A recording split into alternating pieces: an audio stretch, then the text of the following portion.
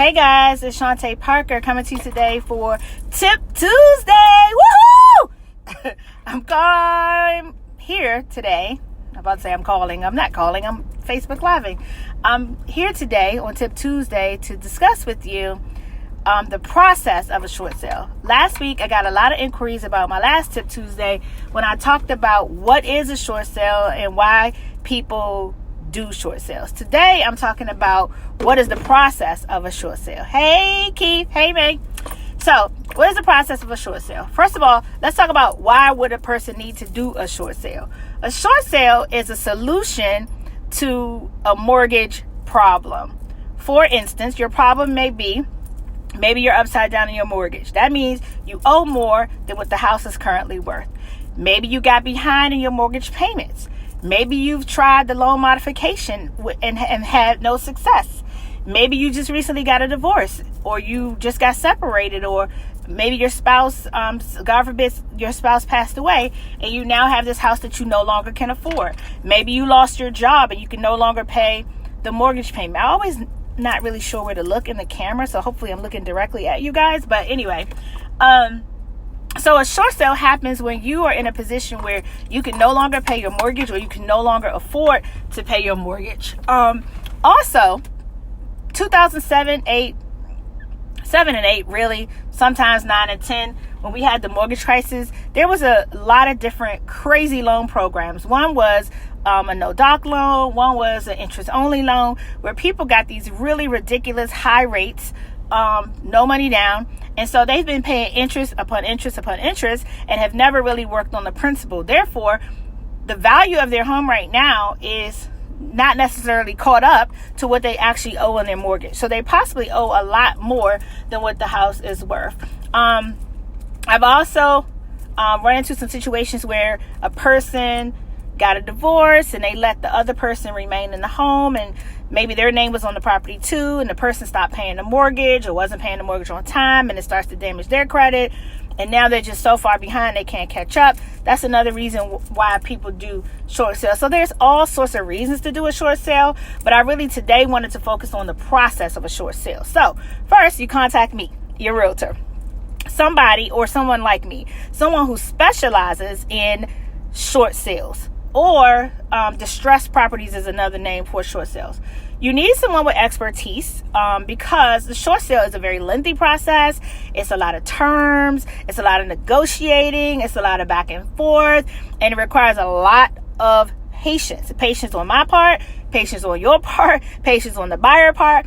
And the realtor really needs to be the person that holds that deal together, because short sales fall apart all the time. So if you're working with someone who's not experienced, the chances are getting to the finish line are not good. So it's really important that you use someone who knows what they're doing. In addition to that, you want to use a person that is partnered with a company that can help them with the negotiations, because short sales are like survival of the fittest. Someone has to be calling all the time, making sure that the bank has the file is updated, that the bank has the documents that they need. They lose documents all the time because they have like this many files on their desk of short sales. Still, short sales are very prevalent in today's time. Like, it's not a thing of yesteryear. It's a today thing. And so so this is what happens. So you pay your mortgage payment. Your mortgage payment is not necessarily, your lender is not necessarily the person you pay your mortgage to. For example, you may pay your payment to, say, Bank of America. Bank of America is probably the servicer of that loan, but there's an investor behind that loan. So when we do the short sale, not only do we have to get the servicer to approve it, but the servicer then has to take it and pass it on to the investor, who then has to approve it. If it's FHA, HUD has to approve it. If it's Fannie Mae, there's a whole nother approval process. A lot of people have more than one loan, so there may be two situations going on at the same time where we have to get two approvals, and a lot of times the first doesn't say yes to the short sale until the second has agreed, because the second normally has to take a much less amount. So the short sale is a very lengthy process. So you have to get a realtor who knows what they're doing. You have to partner with a realtor who is also a partner with a negotiating company. I personally use short sale services. They have been in the business for quite some time. All they do is short sale negotiations. So we do a tag team approach. They call, I call, we call, everybody calls to make sure this deal is going through. You need to have proper paperwork. There's going to be a list of documents that I ask you to give me. Many of those documents will need to be updated on a regular basis, like your pay stubs. The bank needs to know how much you're currently earning so they can prove that you cannot no longer afford this property. They're going to need updated bank statements. Now, clearly, if you have $1 million in your 401k, we don't want to give them that, but we want to give them your bank statements. We also, those are the things we just have to update. But like if the year changes, we're going to need to give them updated tax returns, and W-2s or 1099s. So the paperwork is one of the main problems why short sales don't go through. The next step is to put it on the market. Now, we have to sell it like we're selling a normal house. We put it on the market, we list it, we market it, we take great pictures, we get a buyer. The process of the short sale does not start until we actually have a buyer.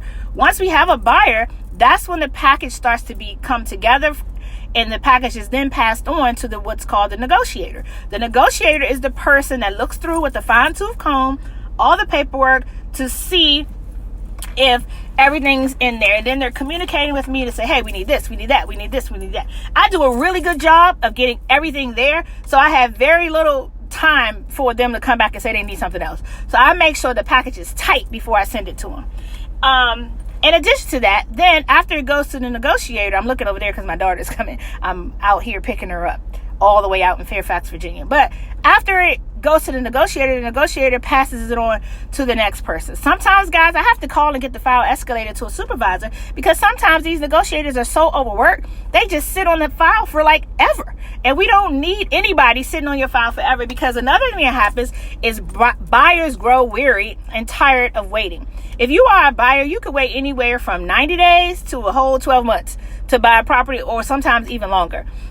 And so my short sales that I negotiate, I try very hard to get accomplished, like from the time I list it to the time we close, 90 days. Sometimes it takes longer because if it's 2 mortgages, sometimes it takes longer.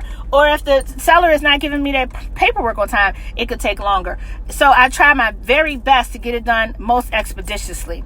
So you basically get to sit in the property and pretty much ride the process out and wait until the short sale is complete.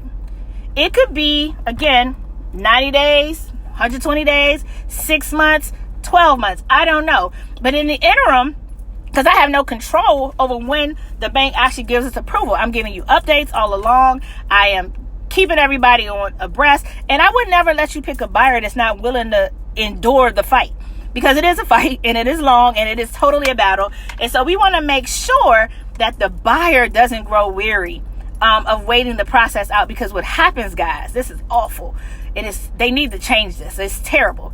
If the buyer decides they want to walk and they want to buy something different and they don't want to buy our house anymore, the entire process starts all over again. It sucks, completely sucks.